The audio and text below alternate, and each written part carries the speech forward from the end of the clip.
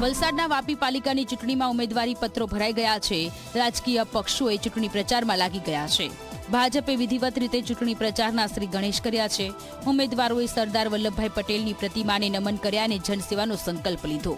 આ વખતની ચૂંટણીમાં પોતાના મત વિસ્તારના લોકોની સેવા કરવાની ભાવનાના સંકલ્પ લઈ અને ઘર ઘર પહોંચી ચૂંટણી પ્રચારનો આરંભ કર્યો। ભાજપ અગ્રણીઓએ અને ઉમેદવારોએ જીતનો વિશ્વાસ વ્યક્ત કર્યો।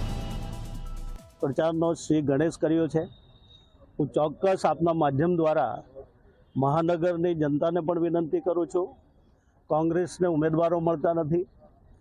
આપ તૈયારની થાળીમાં જમવાની તૈયારી કરી રહ્યું છે, પણ જે રીતે અત્યારે આમ તો ચોક્કસ રીતે આવતીકાલે અને 15 તારીખે ચોખ્ખું જાણવાનું મળશે, પણ અત્યારે જે રીતે આપણને જાણવા મળે છે એ પ્રમાણે 500 બેઠક કરતાં પણ વધારે બિનહરીફ થવા જઈ રહી છે। એવા સમયે પૂરા ગુજરાતમાં ભારતીય જનતા પાર્ટીનું વાતાવરણ છે।